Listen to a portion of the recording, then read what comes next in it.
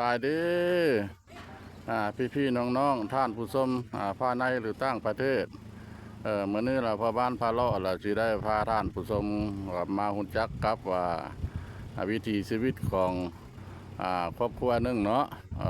เพิ่นกะชีว่าแล้วก็ทุกยากแล้วเนาะมีลูกสาวอยู่ผู้นึงแล้วก็ผัวก็ติดคุกเนาะว่าความจริงก็ติดคุกแล้วก็บ่มีเงินใช้เงินสอยก็เลยได้มา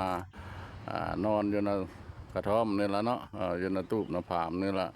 ฝนตกเพื่อก็อยู่นี่กลางคืนมาเพื่อก็นอนนี่โดยบ่มีพื้นมีไผ่ละเนาะอยู่นอนกับลูกสาวเห็ดท่านอาชีพเป็นเห็ดท่านเอาแต่จังใดย่างไปเบิ่งพร้อมกันเลยเนาะ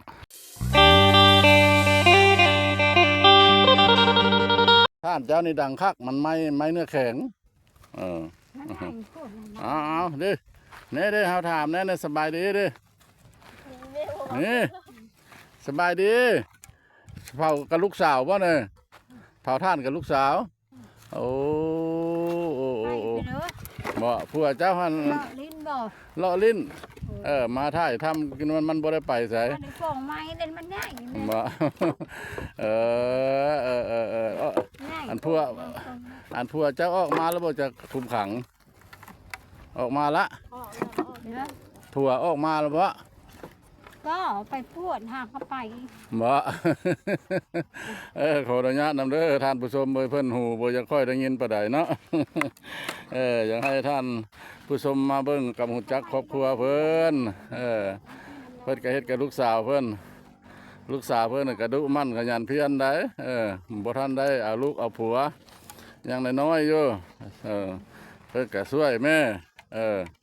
กองเอาส้นพื้นนี่มาแล้วส้นไม้นี่มาแล้วก็มากองแล้วเพิ่นก็เอาขี้เลื่อยมาถม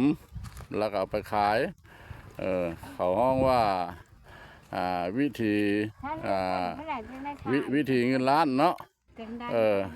เนี่ยเจ้าอันควัดแล้วเราไปขายแล้วเป่าเท่าไหร่บ่เจ้าควัดแล้วเราเจ้าไปขายแล้วเป่าเท่าไหร่25บ่บางคนเพราะว่า30บ่แม่นนะโอ้ร้อยชอบก็ได้2,500,000ท่านผู้ชมแต่มันมีหลายเต๋าอันนี้เราเพิ่นว่าวิธีชนบทเนาะวิธีเงินล้านเบิ่งจะเฮ็ดแต่คืองานต่ำแต่บัดขายไปได้เงินได้ท่านผู้ชมร้อยซอบนึงก็ได้2,500,000ล้างบ้อนผัดร้อยซอบผัดได้3 ล้านเป่า1 30เด้ดุน้อยนางเนาะจ้ะเนาะเอาผัวซะมาเอาผัวมาเลี้ยงแม่ใส่ละยังไม่อยากได้สิไปหาทำงานมันอยู่พุ่นอยู่พี่กับบ่ไปป้าแม่เนาะนางเนาะดีแล้วมีจิตใจห่วงใยนะแม่ท่านไปแล้วบัดจักไผสิช่วยแม่เนาะ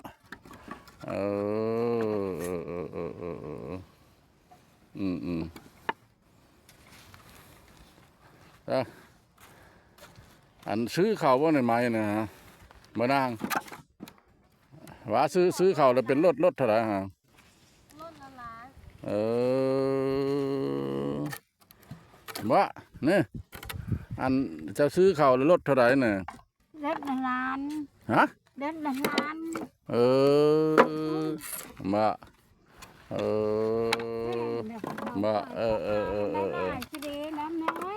ว่า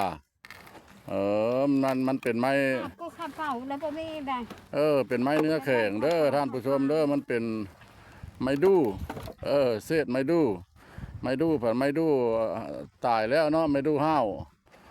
เฮ็ดท่านเด้อดังลุกไม้ดูไม้แดงท่อไม้แดงแล้วมันจะแตกไม้ดูนี่เราบ่แตกเดี๋ยวเพิ่นเฮ็ดเนี่ยนึ่งเต๋ากับเพิ่นจูดแล้วนะ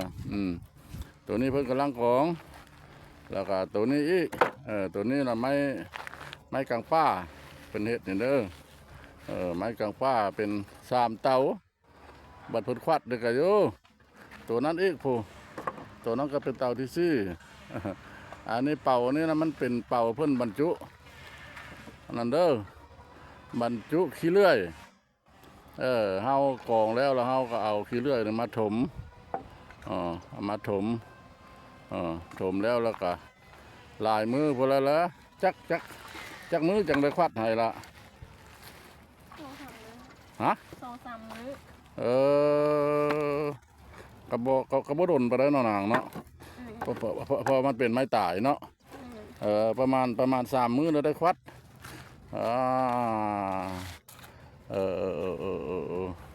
เอาเฮ็ดไปสู้เพื่อชีวิต สู้เพื่อชีวิต บ่ซอกบ่หากะบ่ได้เงินคำก็เลยเนาะ แต่สิงานเฮาต่ำก็ยาไผบ่ได้บังคับเฮาเนาะนางเนาะเมื่อยเฮาก็นั่งเนาะ อันไปเหตุการณ์บัดเมื่อยเพิ่นบ่ให้นั่งได้เป็นเม็ดโมงเพิ่นบ่แหละเนาะนางเนาะ เม็ดเดือนเพิ่นสิจ่ายเงินให้ก็ได้อันนี้บัด3 มื้อ4 มื้อเฮาได้เห็นหน้าเงิน3 มื้อ4 มื้อเฮาได้เห็นหน้าเงินเอาดื้อโอ้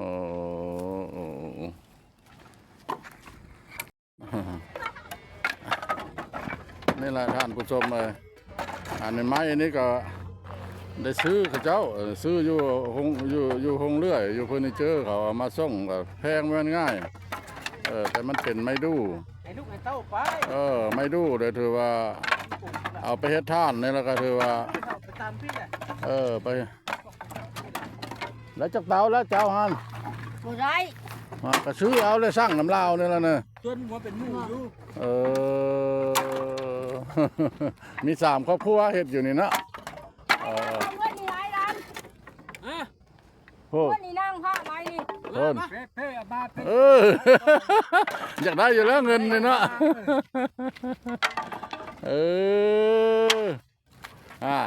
ในแว่นให้ปะ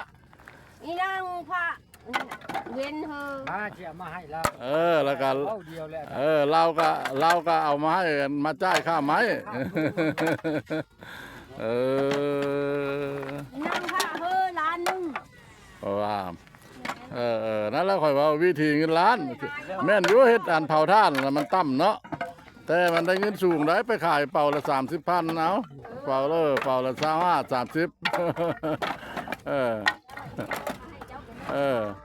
เขาห้องว่าวิธีเงินล้านผู้เบิ้งคือเงินล้านแล้วนี่ควัดเต่านึงมันได้จากเป่า100 เป่ามันก็ได้3 ล้านล่ะตัวอย่างว่านะคันว่าบ่มีอยากเฮ็ดล่ะพอเฮ็ดอยู่พอเฮ็ดอยู่ใครกว่าไปเป็นลูกน้องเพิ่นเนาะ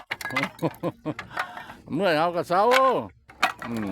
ใครบ่ได้บังคับเฮาไม่มานอนน้ำเดียวอยู่เฮ็ดนี่นี่โอ้